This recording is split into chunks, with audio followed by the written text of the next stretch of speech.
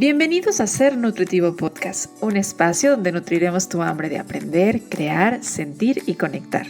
Soy Griselda Jiménez y junto a grandes colegas de la salud y buenos amigos, compartiremos contigo ciencia y experiencia que nutre tu ser. Bienvenidas y bienvenidos a este en vivo final de temporada de Ser Nutritivo Podcast. Hoy, como lo prometimos, vamos a cerrar una temporada así, como Dios manda, en comunidad y con una conversación, además siento yo, muy necesaria. ¿El agua no es suficiente? Vamos a desmontar muchos de los mitos que hay alrededor de la hidratación, porque aunque parezca un tema muy sencillo, y aunque pareciera y creyéramos muchos nutriólogos y muchos de los que nos dedicamos a la salud, que es un tema en el que la gente ya pone check y que ya saben qué cantidad de agua tienen que tomar y cómo saber si están bien hidratados o no, resulta y resalta que como nos vamos dando cuenta en la consulta, hay muchos mitos sobre hidratación. Vamos a empezar con algunos, a ponerlos aquí en la mesa, ¿no? Porque, ¿qué tal? Algunos dicen, el agua simple no es una buena idea. Es mejor ponerle limón, es mejor ponerle sal. El tema de los electrolitos es para el ejercicio. ¿Qué pasa cuando hace calor? No, de verdad es que la cantidad de mitos es impresionante. Así que vamos a hablar de, pues, esta hidratación de una forma mucho más inteligente y mucho más allá de tomar 2 litros de agua. Créanme, no vamos a hablar de 2 litros de agua y ya. No solamente vamos a hablar de cantidad, sino que vamos a hablar de señales corporales, vamos a hablar de diversos contextos para poder personalizar esa parte de la hidratación, aunque no conozcamos en este punto a cada uno de los contextos de las personas que están aquí, y por eso voy a aprovechar para dejar una pequeña aclaración. Toda información que ustedes reciban de un podcast, reciban con muy buena intención a través de un medio social, recuerden que no es una recomendación, es simplemente información, no sustituye a una recomendación. Eso creo que es básico, porque aunque hoy me acompaño de 3 grandes expertas en la nutrición, ellas hoy nos van a venir a hablar desde la experiencia, la ciencia, pero también de alguna forma de la generalidad. Así que, por favor, no se autorrecomienden con lo que escuchen en este podcast. Simplemente aprendamos juntos. Oigan, y les comparto además que vamos a aprovechar porque nuestra comunidad de pacientes nos sorprendió con una lista enorme de preguntas muy interesante. Entonces tenemos una gran tarea porque además de aventarnos el podcast, vamos a aventarnos a contestar sus preguntas. ¿Están listas? Lista, listísima. Perfecto. Pues como lo hacemos normalmente en los finales de temporada, para dar orden, hacemos un par de dinámicas. Nuestra primera dinámica es sobre análisis. Vamos a analizar un poco, vamos a abrir el micrófono para nuestras invitadas para dar un poco de introducción a este tema. Voy a pedirle de favor a Diana Cruz, ella también es nutrióloga enfocada en el tema de conducta alimentaria, en niños, en la parte materno-infantil, que nos ayude a explicar un poco de qué tanto estamos simplificando cuando damos la recomendación de tomar 2 litros de agua. ¿Tú qué opinas? ¿Nos estamos quedando cortos? ¿Estamos simplificando mucho? ¿Estamos ampliándonos de más? Digo, tú con este panorama que tienes de ver niños, ver conducta alimentaria, ver mujeres embarazadas. ¿Qué opinas de estos 2 litros, Diana? Pues justo me encanta iniciar con esta pregunta porque creo que es lo que vamos a relacionar con el agua, ¿no? Lo que siempre nos han dicho de toma 2 litros y nos lo dicen toda la vida desde que somos niños, pero como dices, no está enfocado en un contexto en específico. Entonces, en nutrición hay muchos de este tipo de prácticas, por ejemplo, el 5 frutas y verduras, que es muy similar a los 2 litros de agua, y suena muy fácil recordarlo así. Sin embargo, pues como lo vamos a hablar durante todo o esta hora, pues es algo más complejo poder identificar si 2 litros de agua es correcta en la hidratación de cada persona. Entonces, lo primero que tendríamos que fijarnos en eso, en el contexto. Va a depender de muchísimos factores como la edad, el nivel de actividad física, por ejemplo, lo que ya nos platicaba Pau, el clima, el lugar en donde vivamos, si vivimos en un lugar muy caluroso, si yo ahora estoy en Guadalajara, también me tocó la lluvia torrencial del día de ayer. Entonces, todo eso va a modificar la manera en la que nosotros debemos de hidratarnos en el día a día, en el contexto de las temporadas y también en el lugar en el que estamos residiendo. Además de ello, va a depender de la salud en general, de nuestra alimentación, porque la hidratación no solamente es a través del agua. Ya más adelante seguro abordaremos que también nos podemos hidratar a través de líquidos que nos aportan las frutas, las verduras, en general la comida, los caldos, alimentos frescos o alimentos como la leche o el yogur, que también tienen cierta cantidad de hidratación. Y que por otro lado también decir que 2 litros de agua va a ser adecuado para todas las personas, pues incluso podría ser en exceso para algunas, ¿no? Como en el contexto del desarrollo. Probablemente un niño en edad, no probablemente, un niño en alimentación complementaria, pues 2 litros de agua no es la recomendación indicada y dependiendo del momento del desarrollo vamos a poder individualizarlo. Pero bueno, en general, más allá de aprenderlos en una cifra mágica y que sean 2 litros para todas las personas en todos los contextos, incluso para la misma persona durante toda la vida, lo que tenemos que aprender es escuchar a nuestro cuerpo y observar las señales que nos van a indicar si tenemos una hidratación adecuada. Y esto, pues poco a poco lo vamos a ir aprendiendo a partir de, por ejemplo, el color de nuestra orina, porque muchas veces creemos que una orina transparente es señal de hidratación, pero al contrario, ya sea un color de orina muy transparente o con un color muy amarillo. Puede ser deshidratación en ambos casos, ya sea una hidratación muy rápida y en general, pues la orina también es una forma de que además de agua vayamos a eliminar lo que nuestro cuerpo está excretando para poderse tener un color amarillo claro.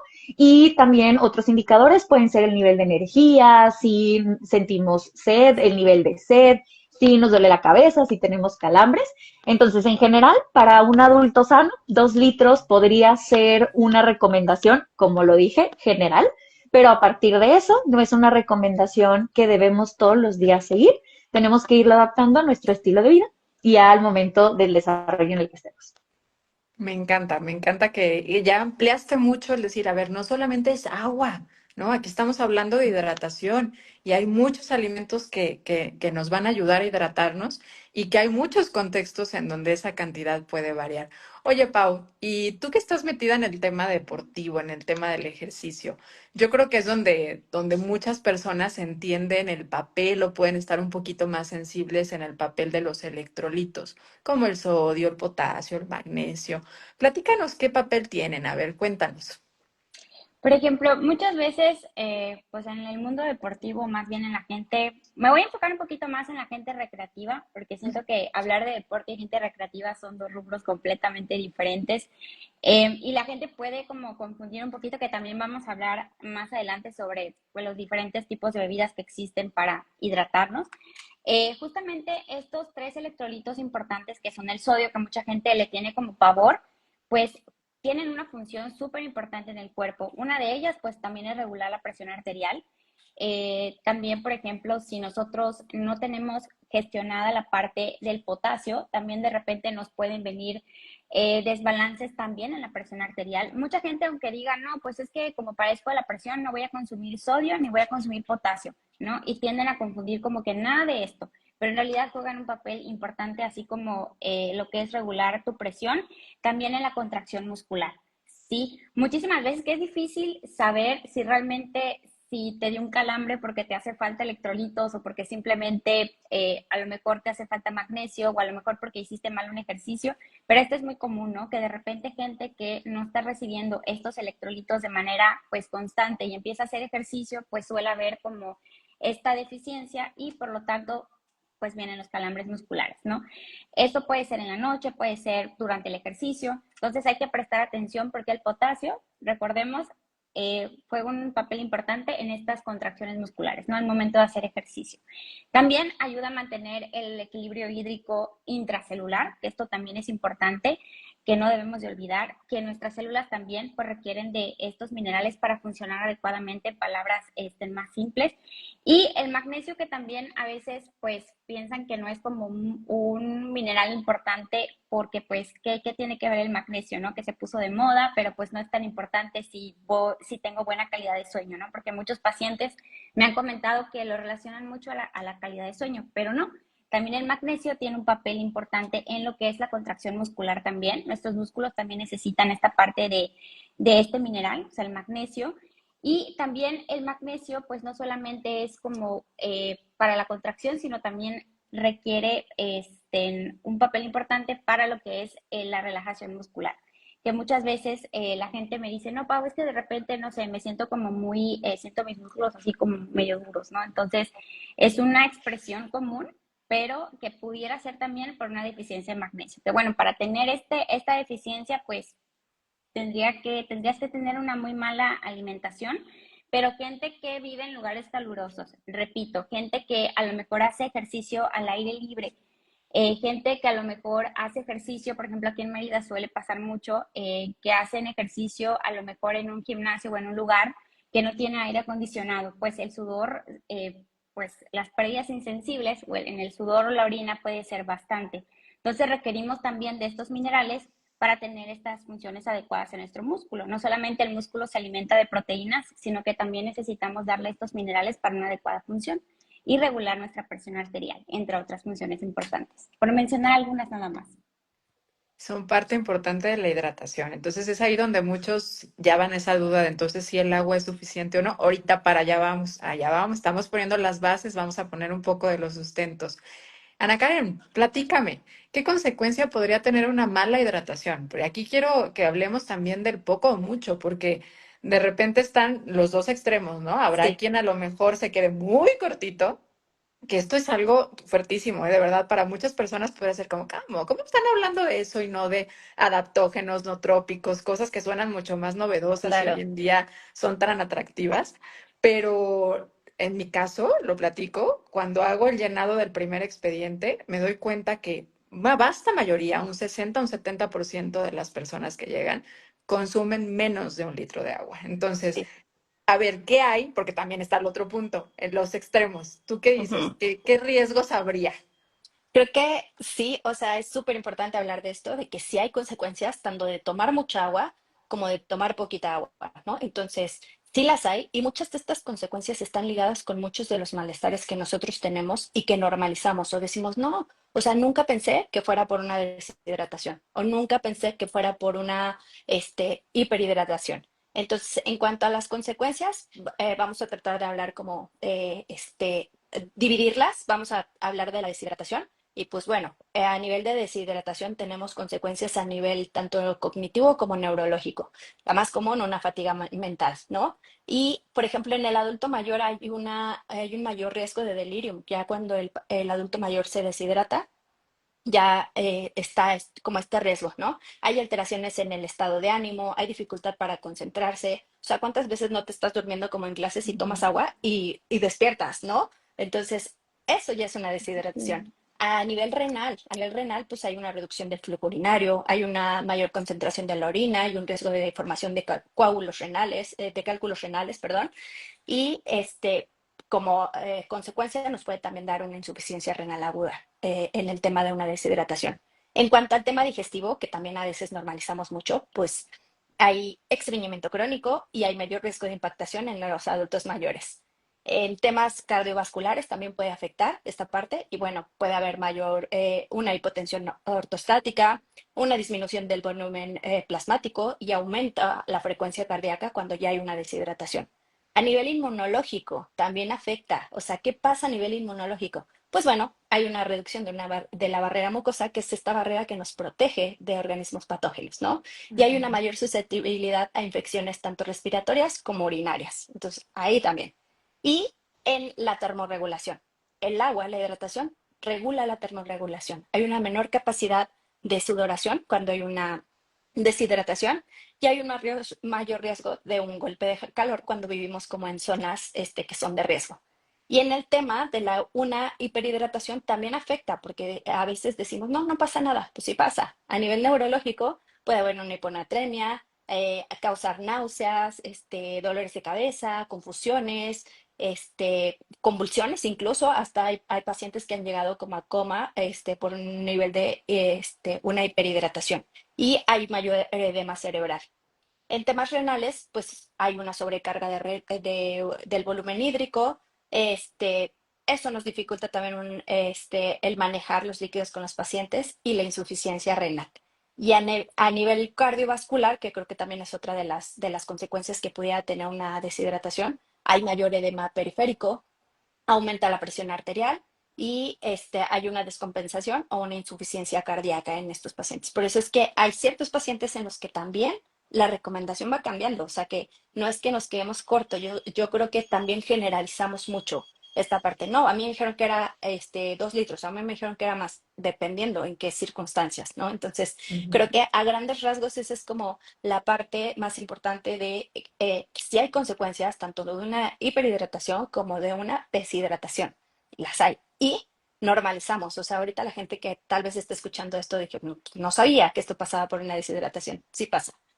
Y son temas que son, o sea, síntomas que decía yo, normalizamos, o sea, normalizamos que me dé sueño mientras estoy en un tema de concentración. No, no me puedo concentrar, estás deshidratado. Ujú. Ujú. Me hiciste recordar a un paciente que tengo varios años que hemos trabajado en varias ocasiones y él me decía es que siempre que hace calor yo tengo dolor de cabeza, ¿no? Hasta que entendió que en realidad su dolor Sí, de cabeza era eso. Me dice, desde claro, que entendí sí, ya no me pasa, o sea, pero yo vivía con claro, dolor de cabeza en los meses de mayo a julio que hace calor en sí. Guadalajara. Y pues fue como un cambio súper importante, Ujú. la calidad de vida que puedes tener, la mejora en la calidad de vida por tantos meses son lugares que puedan ser muy cálidos, ¿no? Pero entonces, súper importante porque puede ser desde Claro. síntomas hasta Ujú. condiciones de salud. O sea, que hay que Condiciones, ver sí, que puede llegar a ser una condición, una claro. patología. Y vamos a pasar a la segunda fase de este episodio, que es de reacción y de postura. Ujú. Esta parte vamos a hablar sobre algunas frases que yo he leído en las redes sociales o que he escuchado que se comparten en las redes sociales y vamos a reaccionar si ustedes creen a favor o en contra. Aquí es una Ujú. parte está más chiquita, vamos a tardarnos menos de 3 minutos para que podamos seguir por ahí en las diferentes estrategias que tenemos para este episodio. Pero les pediría que reaccione cada una, a favor o en contra, y explique así ligeramente como por qué su postura. Vamos a empezar con Pau. Pau, si tienes sed, ¿ya estás deshidratado? ¿A favor o en contra? Si tienes sed, ya estás deshidratado, pues a favor. Yo considero que la sed es una señal de pues que empiezas a estar deshidratado, a lo mejor no a un nivel pues más grave, ¿verdad? Que ya te sientes pues mareado, con fatiga extrema, que ya al borde de que tu orina ya se ve muy turbia, ¿verdad? Pero pues sí es un signo de que pues toma agua, ¿no? Que es el primer signo que y lo mejor que podemos hacer. O sea, en lugar de tomarnos un refresco, tomarnos incluso hasta una bebida con electrolitos, pues es mejor tomar agua. Si el cuerpo requiere agua, entonces ahí sí estoy a favor. Es una señal, ok. ¿El café y el té deshidratan? ¿Tú qué opinas, Karen? El café y el té. Yo diría que es un mito. Esta idea viene un poco fundamentada con el hecho de que la cafeína es un diurético suave, pero en cantidades moderadas de hasta 400 mililitros al día no causan una deshidratación significativa.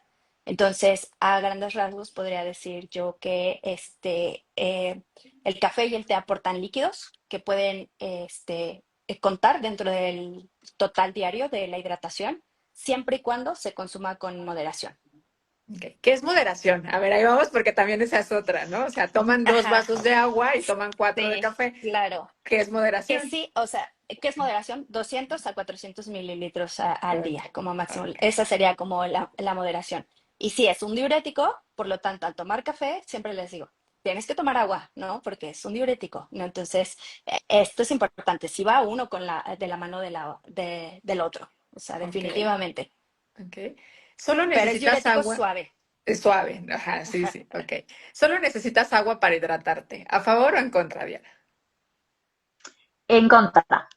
En En contra. contra, ¿por qué? Porque, a ver, el agua, como ya lo decíamos, es fundamental, o sea, tiene que ser nuestra vía principal de hidratación a partir de irla escuchando de nuestras señales de sed. Sin embargo, también en casos en los que se requiera, si se elimina el electrolito, si se tienen que reponer o hay necesidad extra como en alguna enfermedad, no podemos solo hidratarnos de agua y recordando lo que ya habíamos platicado, el agua también no solamente se va a dar a través su consumo del agua simple, sino también a través de los alimentos. Muy bien. Y este es el reto más grande que nos ponemos a nosotros mismos los nutriólogos, porque no somos personas de pocas palabras, entonces vamos a jugar a pocas palabras. Voy a leerles una publicación y voy a pedirles, así una por una, que vayan hablando de Ujú. responder en pocas palabras a esta interacción, ¿sí? En pocas palabras, Karen, tú que te dedicas mucho al área clínica, explícanos la asociación que hay entre los riñones y la hidratación. En pocas palabras, hidratación. Riñón, hidratación. Menos hidratación, menor función renal, ¿no? O sea, puede sí desarrollar una insuficiencia renal o lo que hablábamos ahorita, o sea, afecta de las dos formas, desde causar insuficiencia renal, o sea, de esta parte que decíamos en un principio, eh, sobrecarga o insuficiencia renal. Ok. En pocas palabras, Pau, rendimiento e hidratación. Te tenía que tocar la de rendimiento. Rendimiento e hidratación. Pues el rendimiento, perdón, la hidratación, digamos que es parte fundamental también de un adecuado rendimiento. O sea, si no tienes una prehidratación, o sea, si realizas algún deporte, por ejemplo, de ciclismo, de carrera, que ahorita se puso mucho de moda la carrera, y es lo que tengo más fresco porque he tenido pacientes que se han inscrito a maratones y demás, y necesitan tener esta prehidratación, pero vamos a hacerle un poquito de palabras. Esa mi explicación.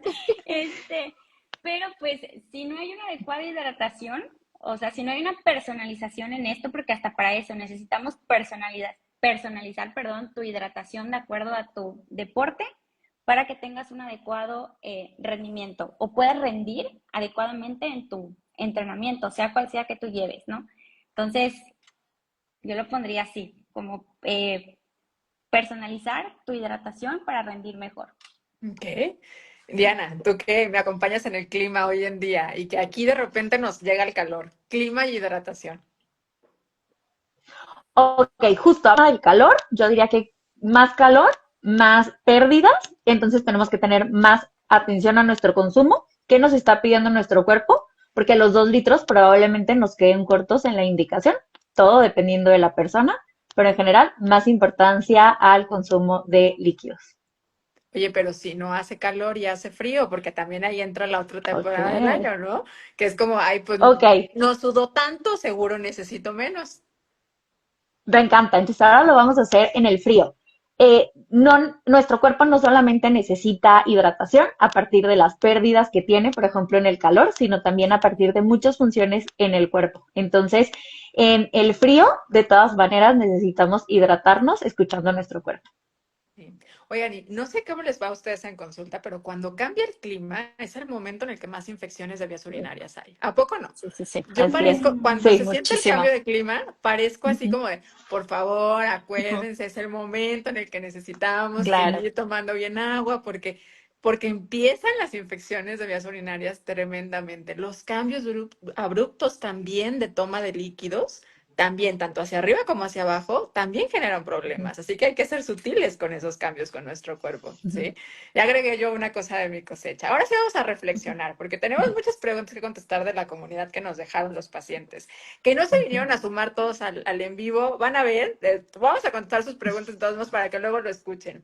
Vamos a reflexionar un poquito y vamos a tomarnos 4 minutos para hacer estas reflexiones sobre unas frases que pongo por aquí. Diana, el agua ya no tiene electrolitos y la mayoría de nosotros deberíamos tomar otro tipo de líquidos. ¿Tú qué opinas? Creo que es una frase que se utiliza mucho en redes sociales a partir de que justo por las modas, ahorita específicamente del deporte, pues hay momentos en los que probablemente por el tipo, por la necesidad del rendimiento se pierdan electrolitos. Pero no olvidemos que el agua simple es la forma más fácil y la forma en la que el cuerpo puede utilizar la hidratación a partir del agua. Entonces, sí es cierto que el agua probablemente en momentos en los que tengamos que reponer electrolitos no va a ser suficiente, pero no necesariamente vamos a necesitarlos todo el tiempo en todos los contextos y todas las personas. ¿En qué momentos sí? pues a través de querer mejorar el rendimiento en una actividad física y también en momentos de alguna enfermedad, diarrea, incluso una deshidratación grave.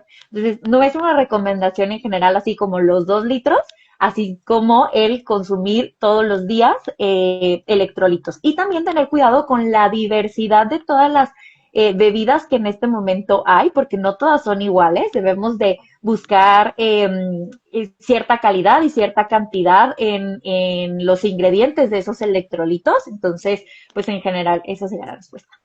Fíjate que veo yo, y voy a sumar acá porque pues, se trata de platicar, ¿verdad? Que escucho mucho esta parte de, es que ya no tiene lo que antes tenía, ¿no? La gente antes decía, es Mm. que tomabas agua de manantial, entonces esto le sumaba una parte importante de minerales. Yo creo que ahorita nos platicaba Pau de algunos beneficios y por supuesto relevancia que tienen los electrolitos, pero no hay que olvidar que esto también lo encontramos en la alimentación. En una alimentación diversa vamos a encontrar muchos de estos minerales y no necesariamente hay que tomarlo a través de electrolitos orales o a través de algunas de estas bebidas con electrolitos. En algunas ocasiones nos podemos beneficiar, sí. Hay algunas condiciones de salud que hoy en día generan que tengamos un requerimiento aumentado. Hay algunos minerales que efectivamente están deficientes en nuestra dieta occidental, pero esto no significa que ya tengamos también un requerimiento diario de electrolitos a tomar a través de bebidas orales, ¿no? Que ahora ya pareciera para muchas personas que es como un básico, ¿sí? Hay condiciones, no podemos olvidarnos, por ejemplo, voy a traer a la mesa el caso de disautonomía, porque tengo muchos pacientes con disautonomía, en donde sí, pues se vuelve un básico, ¿sí? Ya sea que consuman el sodio o algunos de estos electrolitos en forma de bebidas o también alimentos con más presencia de sodio, pero no es en todos los casos. Y hay que ir priorizando el consumo de estos minerales a través de la alimentación diversa. Esa sería una suma que yo también pondría por aquí a esta reflexión. Y esta es para ti, Ana Karen. Dice, muchas veces lo que sentimos como hambre en realidad es deshidratación disfrazada. ¿Tú qué opinas? Interesante. Yo diría que es un mito a medias y lo voy a explicar fácil y con evidencia científica. No hay estudios hasta la fecha científicos. Oh, no, se quitó el audio. Pero espera. Porque nos Se dejaste, escucha. nos Hola, hiciste hola. una gran introducción y nos dejaste en ascuas. A ver, ahora sí. Hola, hola. ¿Ya? Ajá, listo. Ay, Ajá, perdón. no te apures. Perfecto. Entonces decía que este es un mito a medias, podría decir. Y lo voy a explicar como fácil, pero con evidencia científica. Hasta la fecha no hay estudios que confirmen, estudios científicos que confirmen que la mayoría de las veces confundimos el hambre con sed. Esto viene porque los centros de hambre y saciedad se controlan en el hipotálamo, en el cerebro. Lo que ha venido a traer esta hipótesis de que sí es posible que algunas personas no distingan bien las señales del cuerpo. Y esto puede pasar siempre cuando las personas no están acostumbradas a identificar lo que si realmente sienten es hambre, es solo sed o es ansiedad. Algo que yo recomiendo siempre es qué hacer, entonces, en este caso. Si se tiene hambre, pero comimos hace poquitito tiempo, hay que probar como el tomar un vaso de agua, esperar de 10 a 15 minutos y si se va el hambre, probablemente sí era necesario hidratarnos, ¿no? Y si el hambre, esta sensación persiste, es hambre real. Entonces, sí necesitamos comer algo suave. Uno de los tips que siempre como que trabajo en consulta es como este tip de conciencia corporal, ¿no? Que hay que aprender a reconocer nuestras señales internas, tanto de sed, de hambre y ansiedad, porque son, o sea, identificarlas. Y esto ayuda a tomar mejores decisiones en cuanto a salud. Entonces, prácticamente como, ¿qué podría decir? En resumen, que se puede confundir el hambre con sed, sí, a veces sí, no pasa todo el tiempo, y beber agua sí va a ayudar, claro. Siempre nos va a mantener hidratados, pero puede ayudarnos también a manejar como este apetito, ¿no? Entonces es como, ¿verdad? A medias y explicado desde esta manera que creo que pudiera ser más entendible para la mayoría de la gente que nos escucha. Bien.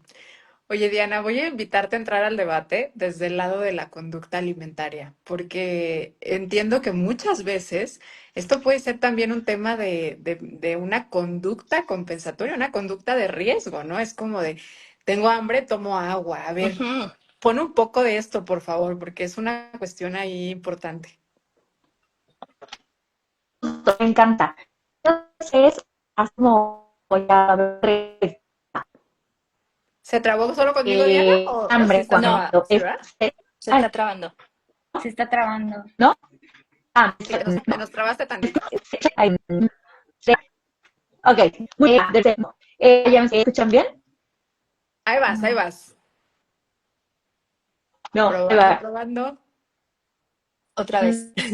No, ahí, ok, voy a intentar. No, ok, voy a. Yo veo y las descripciones por qué no afecta. Ok, ya, ya.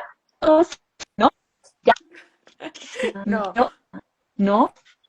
Ok, No, pero ¿qué te parece si damos intentamos tiempo otra y la vez. sumamos a las preguntas del final mientras ahorita va estabilizándose el internet? ¿Te parece? Ok, a ver. Va, que va, muy bien. Y esto es para ti, Pau. Vamos a reflexionar sobre, no todas las bebidas con electrolitos son iguales. Hay bebidas deportivas, hay sueros, hay polvos, hay bebidas con electrolitos que cumplen funciones diferentes. Uy, creo que te puedes llevar toda una hora que ya no tenemos, así que sí, juégale al Ok, pocas perfecto. palabras. Dios mío, voy a tener que pensar muy bien cómo voy a sintetizar esto, porque sí, justo me puedo llevar una hora con esto, pero, ok, las bebidas deportivas que hoy en día las vemos, cualquier persona viene cargando una botella de esas de colores, ¿verdad? De marcas ahí reconocidas. Y la verdad es que es un gravísimo error porque estas bebidas, pues están diseñadas justamente, sí, para reponer electrolitos, pero en situaciones de ejercicio de resistencia y mayores a 60 minutos. Y obviamente, pues la mayoría de nosotros, pues no necesitamos esa glucosa, o sea, sí perdemos glucosa, pero no como, por ejemplo, una persona que corre, una persona que está bastante tiempo en la bicicleta, ¿no? Que hace ciclismo o que hace fútbol o que hace alguna otra actividad deportiva, ¿sí? Entonces, estas bebidas deportivas, pues son un poquito más isotónicas, digamos, y traen hasta 8% de glucosa. Entonces, digamos que nosotros, personas que vamos al gimnasio, no necesitamos reponer esa glucosa porque pues no vamos a lo mejor más de 60 minutos y no estamos realizando un ejercicio meramente de resistencia, ¿sí? O sea, que es como de largo periodo, es constante, ¿no? Llámese fútbol, llámese ciclismo, llámese a lo mejor una carrera, ¿no? Un maratón. Entonces, ahí sí necesitamos reponer esa glucosa. Ahora en la bebida de suero o rehidratación oral, esos famosos como el suero oral, pues estas bebidas son más altas en sodio y se da específicamente o se recomienda específicamente cuando hay casos de diarrea, cuando hay casos de fiebre o hay alguna enfermedad que requiere altas concentraciones de sodio. Es una bebida hipotónica, que quiere decir que se absorbe más rápido. Entonces, este suero oral, por ejemplo, no le va a servir meramente a un deportista porque necesitamos otro tipo, o sea, necesitamos la glucosa, necesitamos que a lo mejor no se absorba tan rápido, etcétera. Entonces, el suero de rehidratación nos va a servir en situaciones de enfermedad, si hay vómitos, si hay diarrea, si hay fiebres, por ejemplo. Y los polvos con electrolitos o los famosos electrolitos que vemos por ahí en cualquier tienda, que son pues también muy fáciles de conseguir, pues también hay diferentes concentraciones, ¿no? Hay unas que traen menos sodio, que traen magnesio, que traen potasio, que traen un poquito, digamos, más equilibrado el asunto y los podemos encontrar también en bebidas con glucosa o bebidas sin glucosa, ¿no? O sin calorías, en este caso. Y en condiciones, por ejemplo, ya más específicas también de enfermedad, se pudieran recomendar, sobre todo si estamos buscando, pues, no dar un poco más de glucosa o de azúcar, o personas que están controlando esta parte de las calorías. También podría ser válido en situaciones, por ejemplo, que estén haciendo ayuno intermitente, porque pues no estamos dando, como mencionó Diana por ahí, en que los alimentos contienen magnesio, contienen potasio, y una dieta cetogénica pues estamos reportando lo que son pues frutas y vegetales, que son las fuentes principales de potasio. Entonces ahí sí pudiéramos recomendar estas, quizás. Recuerden que siempre es todo personalizado. O también en situaciones de ejercicio, por ejemplo, que estamos aquí en Yucatán, que hay muchísimo calor, o que estamos haciendo actividades al aire libre, pues ahí también pudieran entrar estas bebidas. ¿Por qué? Porque necesitamos reponer, al fin de cuentas, esos líquidos que estamos eliminando, más que nada por el sudor, y necesitamos reponer también ese magnesio, ese potasio, que nuestros músculos a lo mejor están utilizando en esa actividad, por ejemplo, levantamiento de pesas, calistenia, etcétera. Entonces, son diferentes. Ahí traté de dar una explicación un poquito más sintetizada. Espero haberme dado a entender, pero sí, son contextos completamente diferentes. O sea, la bebida deportiva, la bebida del suero oral y los sueros, sí, los electrolitos que encontramos ahí en cualquier lado, que con calorías y sin calorías. Entonces, no aplica para todos, no aplica para consumo ahí a diestra y siniestra. Siempre también hay que personalizar, porque de repente me preguntan, Pau, tú, por ejemplo, ¿por qué estás consumiendo suero, no? Y pues ahí Gris mencionó algo de la disautonomía. Entonces, a lo mejor en ciertas condiciones, pues también necesitamos ingerir un poquito más de estos minerales, y pudiera ser un ejemplo, ¿no? Pero estas son las diferencias principales de las tres bebidas. Claro, hoy en el mercado hay mucha diversidad de estos, ¿no? Hay bastantes. Antes era como muy fácil encontrar y siempre pensábamos como en el Vida Suero Oral. Hoy hay muchos. Incluso por allá hace tiempo salió una publicación bastante interesante y incluso un poco controversial sobre el poder del consumidor, en donde decía es que el suerox no es suero. Pues es que no, en realidad no tiene esa característica, porque para hacer un suero tiene que tener glucosa. Y sí, lo que decía no era que era una bebida mala o que era una mala opción, simplemente decía que tenía publicidad engañosa porque lo que daba a entender con el nombre era que se asociaba con un suero cuando en realidad no es un suero, ¿no? Por eso es bien importante leer la noticia completa y no quedarnos nada más con eso, porque hay diferentes tipos de bebidas que contienen electrolitos, que tienen diferentes concentraciones de electrolitos y en este caso también el tema de glucosa y algunas ya sin glucosa. Y el tema de que no tenga glucosa no significa que también es de uso libre, ¿no? Porque los electrolitos también tienen un papel importante, pero también tienen una cantidad máxima a consumir. Eso también es relevante de mencionar. Diana, ya volviste. A ver si el audio nos deja. Contesta la pregunta, por favor, del tema de hidratación. A ver si fluye. Me escucha, me escucha Se queda trabado. Se queda de trabado, Diana. internet, todo. No, es que, ¿no? Ay, no me digas, no me digas. A ver, lo intentamos, ¿no? A ver, intentamos. Ok. Se Mira, está escuchando un les decía poco que mejor. en torno a una conducta alimentaria, les decía que en torno a una conducta alimentaria de riesgo, como ya lo mencionaba Gris, es cuando la hidratación se utiliza para sustituir un alimento, para sustituir el hambre física y donde empieza incluso a hacer una conducta que detona miedo. Es decir, empiezo a sentir un vacío en mi estómago y lo que intento es llenarlo con agua. A partir de ahí, lo que trabajamos es que se debe de cuidar esa cantidad porque si nosotros estamos, y la parte del hambre y la saciedad tiene diferentes momentos y señales que van dando en el cuerpo, ¿no? La primera es a partir del volumen que se cubre en nuestro estómago. Sin embargo, cuando el cerebro, por esta increíble conexión del cerebro y el intestino, llega y nos avisa que ya está cubierto ese volumen, ese espacio que yo les explico a mis pacientes que es como una alberca en donde van llegando los alimentos a través del tobogán que nos lleva el sistema digestivo. No se cuenta es si realmente tiene hidratos de carbono, proteínas y grasas, todo lo que nuestro cuerpo necesita para que ese volumen pueda tener una función en nuestro cuerpo, es decir, que nos aporte nutrimentos. Entonces, si el cuerpo se da cuenta que es a través de agua, pues realmente lo que vamos a estar haciendo es regresando a esta señal de hambre y no necesariamente vamos a estar cubriendo la hidratación en la medida en la que se debe de dar.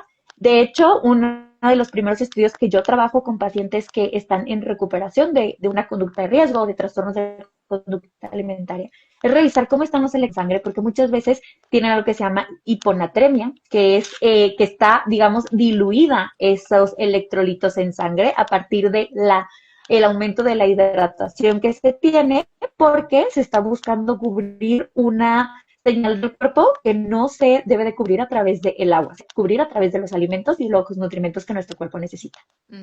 Así que son dos cosas diferentes. Aunque la señal sí, de repente podemos malinterpretarla y creo que entra en eso, interpretación. Por eso me encantó que hace rato Karen decía la importancia de la escucha, de la conexión corporal, porque ese es el camino, ese es el camino para aprender a distinguir lo que el cuerpo nos viene a decir, ¿no? A través de los síntomas, a través de las señales sutiles sutiles y a veces las no tan sutiles, ¿no? Dependiendo de qué tanto sea su grito. Y vamos a entrar a la última parte. Fíjese que desde estos 6 años de Ser Nutritivo Podcast, para mí una parte que es muy importante es considerar la parte mental, espiritual y también la social, el contexto social en el que vivimos y en el momento de la vida, porque eso pues es parte también de lo que modifica nuestras necesidades nutricionales. Por eso ahora quise hablar de diferentes contextos con la hidratación. Y me gustaría pedirle a Karen que nos ayude a explicar también en una manera muy sencilla, muy simple y cortita, la hidratación en el adulto mayor, porque no es lo mismo hidratar a un niño, no es lo mismo hidratar a una persona con enfermedades, a tratar a un adulto mayor, a una mujer embarazada. En el contexto del adulto mayor, ¿tú qué características ves relevantes? Bueno, para empezar, es súper importante decir que a medida de que nosotros vamos envejeciendo, el cuerpo va perdiendo agua más rápidamente y la sensación de sed va a ir disminuyendo en el adulto mayor. Y esto va a aumentar el riesgo de deshidratación, puede provocar confusión, infecciones urinarias, caídas y estreñimiento y otros problemas de la salud. Entonces, es súper importante considerar en estos pacientes, yo consideraría mucho, o sea, que se considerara como factor de riesgo la alteración cognitiva o la dependencia funcional de los pacientes. Si el paciente está utilizando diuréticos o laxantes, si el paciente tiene enfermedades como diabetes, una insuficiencia renal o infecciones, y si el paciente también, algo importante, y creo que pasamos como por alto, si hay una disminución de la movilidad y hay un acceso limitado a las bebidas, de que está deshidratado porque no se para y además tiene sed y no puede ir por el líquido, ¿no? Y hablar de algo importantísimo, que el aporte de líquidos en el adulto mayor tiene que ser individualizado. Se tiene que tomar en cuenta la edad del paciente, el peso.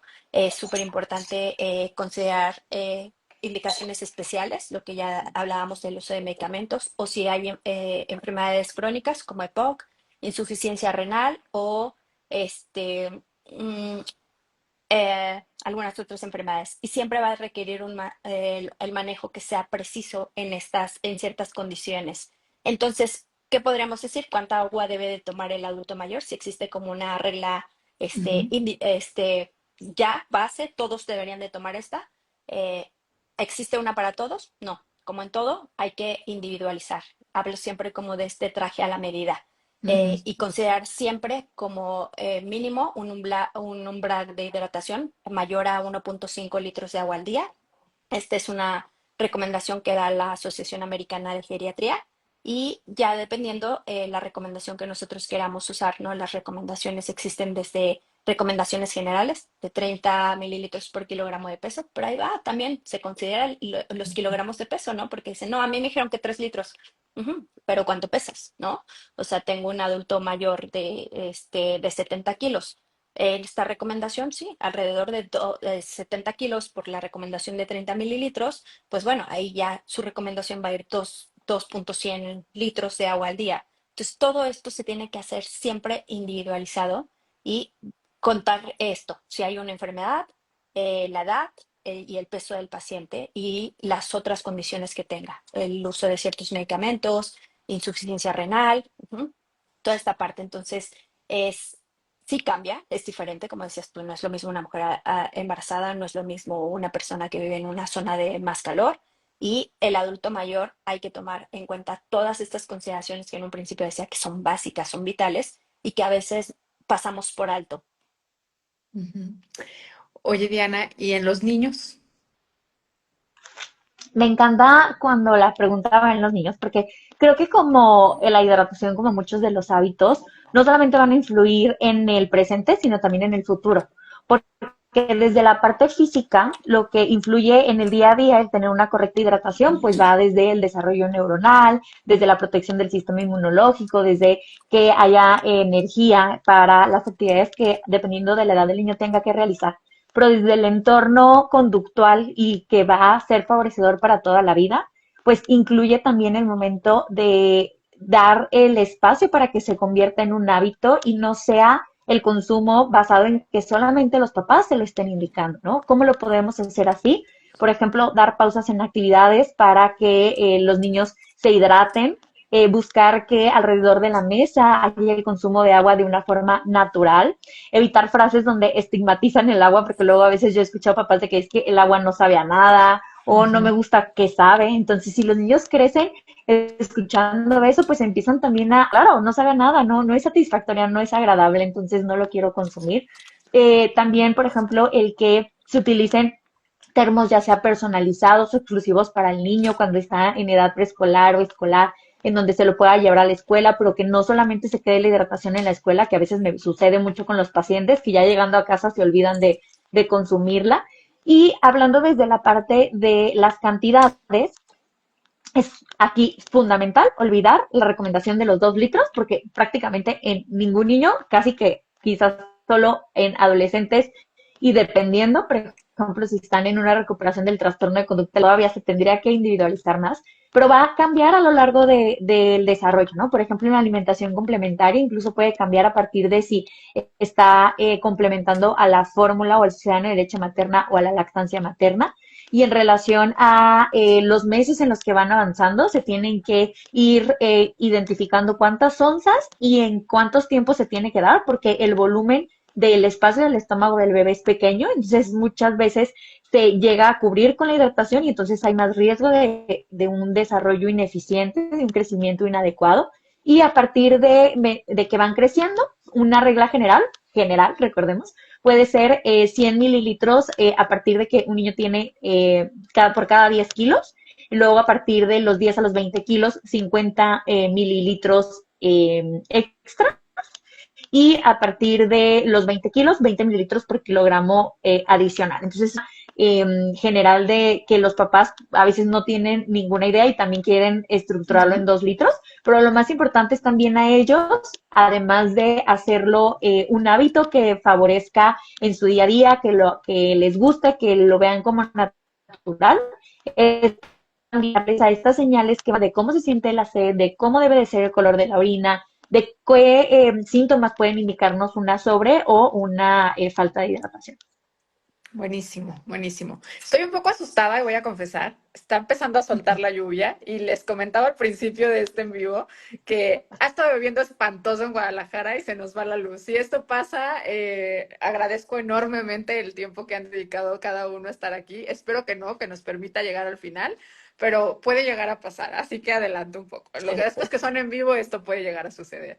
Oye, Pau, y aquí puede ser súper amplio, porque creo que depende de la enfermedad, pero yo quise que tocáramos este tema porque sé que tú vives con una enfermedad autoinmune.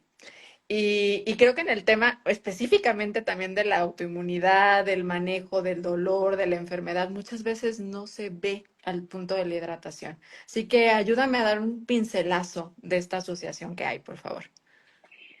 Bueno, pues ahora sí que como platicas, y bueno, ya tocaron esos puntos, en tanto Diana como, bueno, más que nada, en Karen, en el tema de enfermedad renal, ¿no? Porque las enfermedades sí son como muy puntuales al momento de trabajar la hidratación. Por ejemplo, ahorita me encontré con una recomendación, que por ejemplo, si hay litiasis renal, que aquí en Yucatán se da mucho esa condición, o sea, esa enfermedad o patología, o sea, aquí hay mucha condición renal, yo no las manejo, pero sí me ha tocado gente que viene que tengo piedras en el riñón, ¿no? Entonces, ahí la recomendación de la toma de agua, pues se basa mucho también, por ejemplo, en ¿cómo se llama? En cuántos líquidos estás filtrando en el día, ¿no? Entonces, si tú no estás orinando 2 litros, pues tómate más agua, ¿no? O sea, porque ¿cómo se llama? El objetivo, pues, es eliminar si el cálculo renal está pequeño, ¿no? O si tomaste un medicamento para eliminarlo.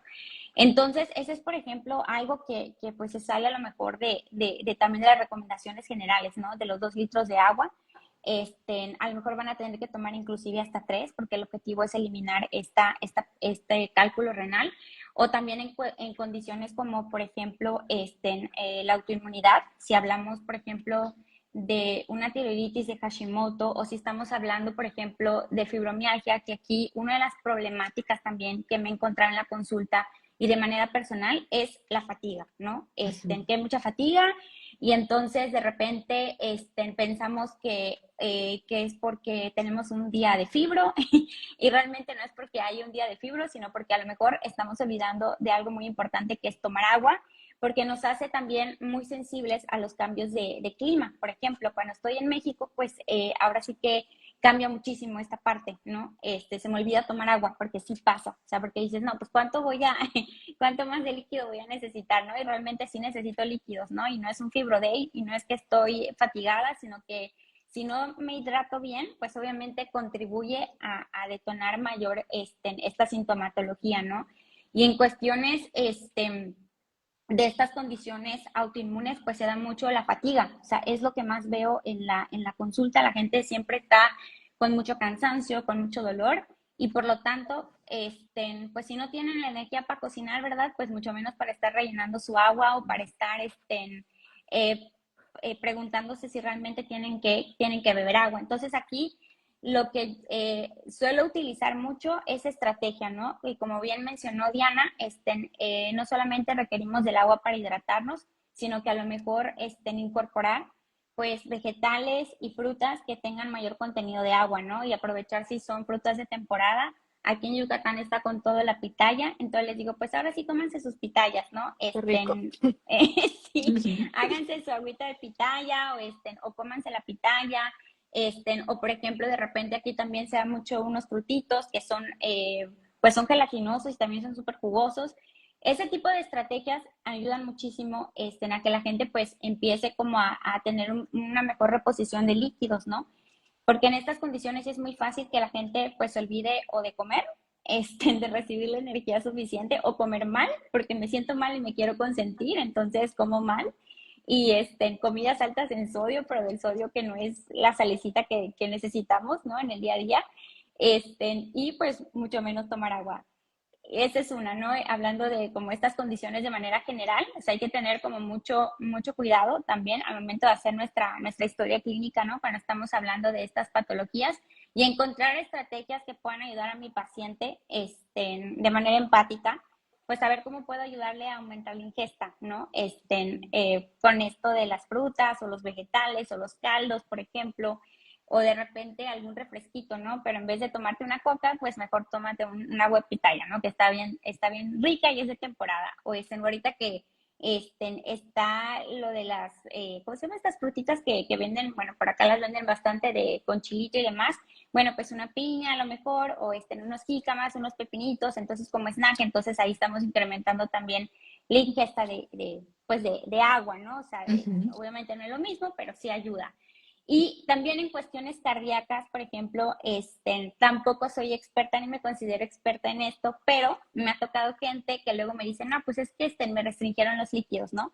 Yo recuerdo cuando hice mi servicio en el hospital, pues era era parte de las recomendaciones, ¿no? Cuando la persona está en rehabilitación cardíaca, pues teníamos que controlar también la ingesta de líquidos, ¿no? O sea, Ujú. teníamos que tener esta limitante y es por eso que es tan importante la personalización en un tratamiento eh, y hasta en la población general. O sea, no podemos, pues ahora sí generalizar, porque incluso, regresando un poco a las enfermedades autoinmunes, ahorita se me olvidó una parte importante que la quiero mencionar.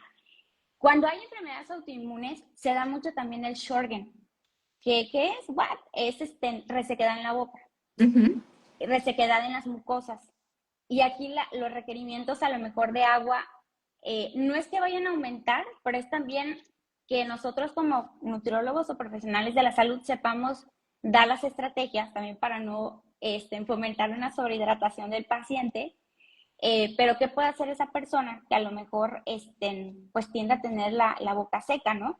Que al principio me pasaba, o sea, yo vivía tomando agua, pero uno ya investigando, ya navegando más con estas enfermedades que no lo aprendemos ni de chiste en la universidad, y que se puede presentar en varias patologías, pues es dar recomendaciones muy puntuales, como a lo mejor anular un caramelo sin azúcar, o de repente los cubitos de hielo, o de repente hacer buches de agua, porque el estar tomando demasiada agua también, pues sabemos nos va a provocar una sobrehidratación y tampoco es algo pues no es algo saludable, ¿verdad? Estar tomando demasiada agua.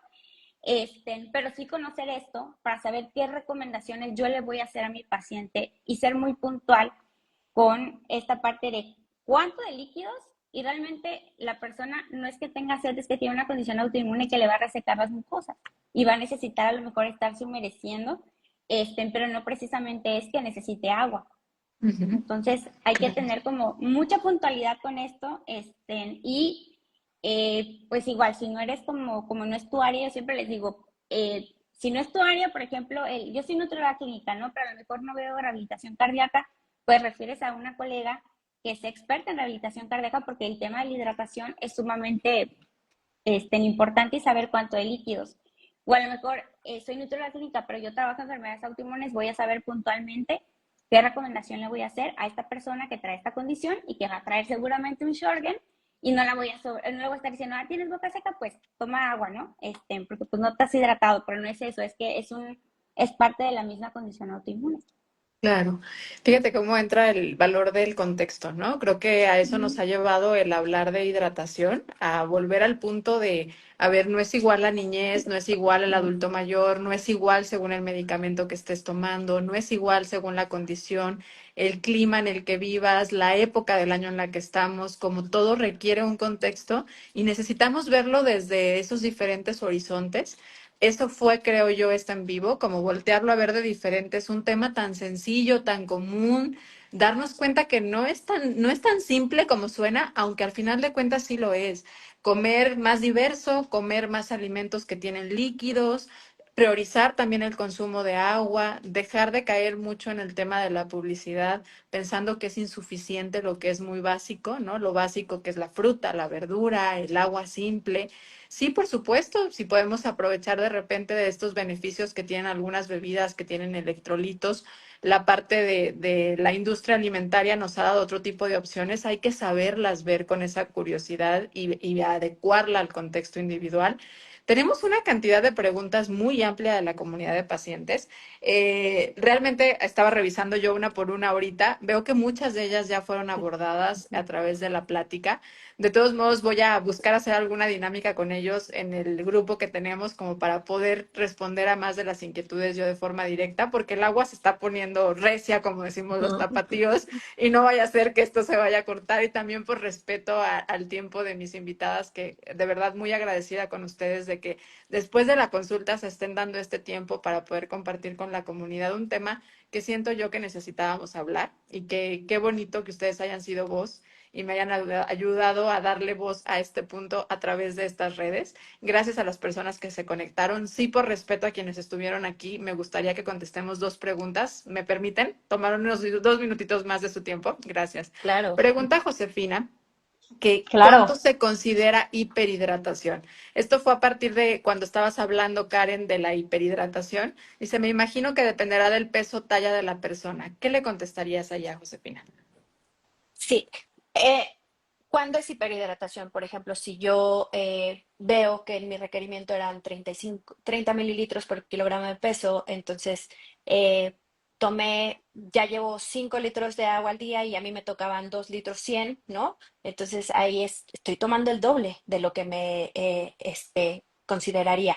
Y es cuando también aparecen ciertos síntomas, ¿no? Desde los dolores de cabeza, la confusión, digo, no tienes que llegar como a tanto, pero creo que sí por ahí entre las preguntas alguien ponía también una de que tuvimos que ir al hospital porque mi hija se sintió mal y le Ujú, dijeron está ujú, sobrehidratada, ¿no?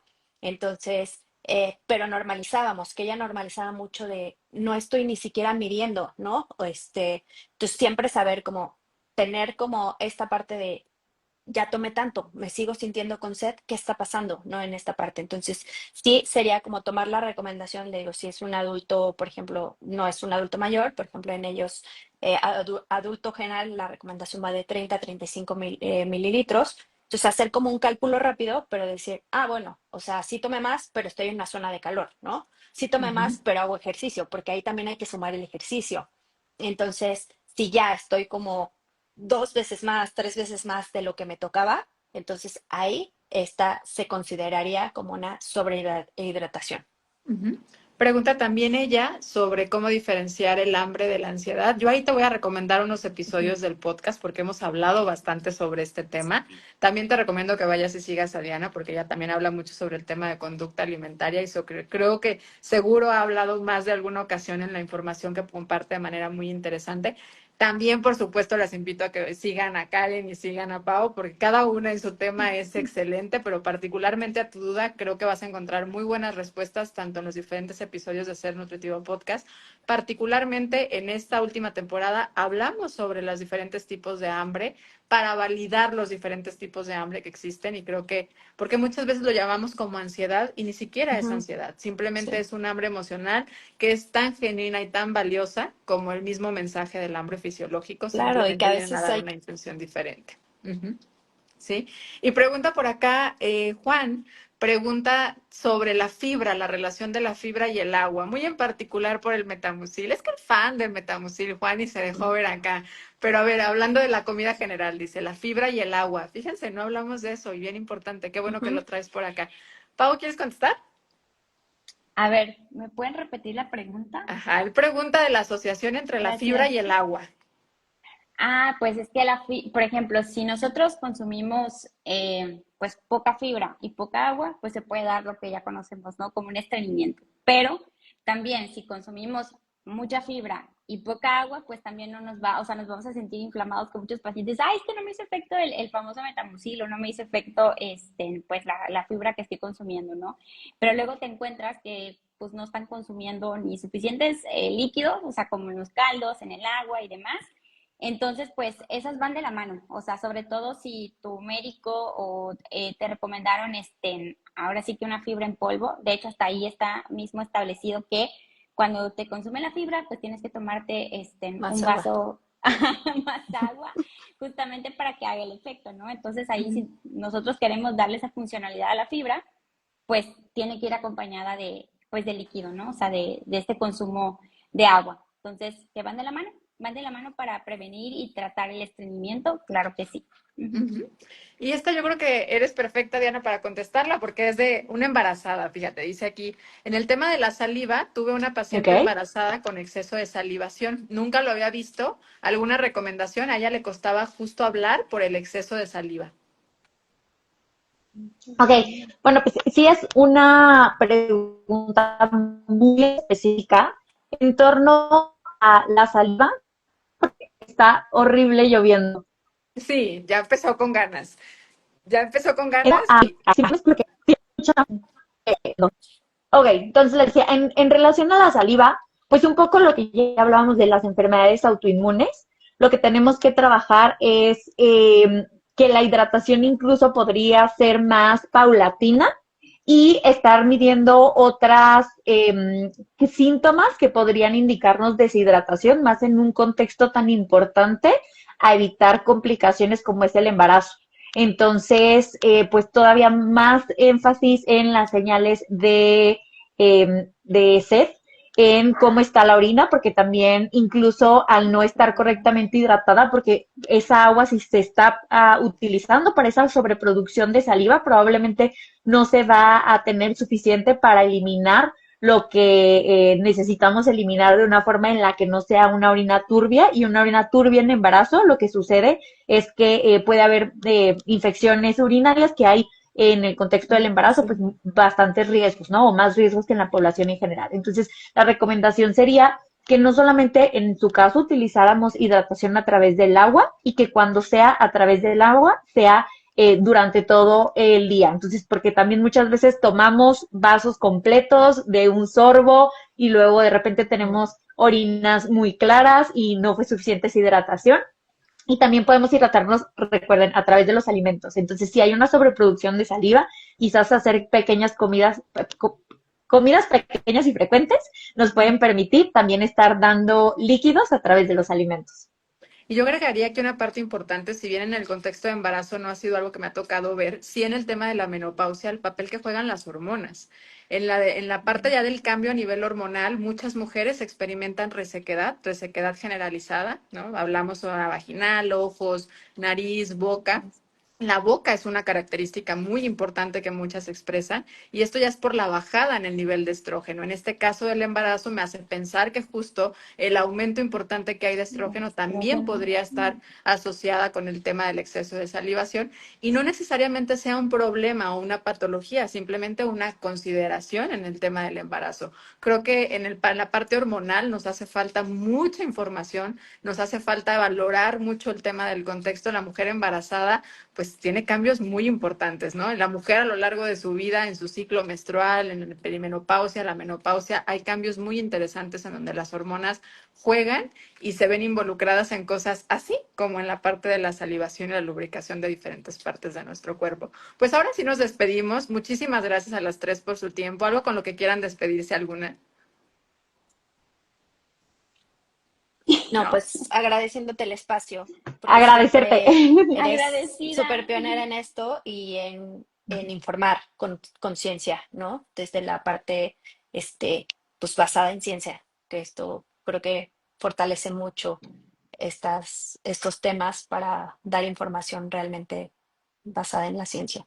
Pues de verdad, yo muy agradecida porque esto lo hemos logrado juntas, esto lo hemos logrado gracias a muchos invitados que han sido posible hacer 200 episodios. Yo sola seguro no los hubiera hecho, no los hubiera logrado. Esperamos tener una temporada número 15. Si es así, estaríamos llegando a los 15 años de Body Santé al mismo tiempo que la temporada número 15. Entonces, creo que se vienen cosas interesantes por ahí en el mes de noviembre. Ojalá que nos sigan escuchando de aquí al mes de noviembre que aparecen nuevos episodios.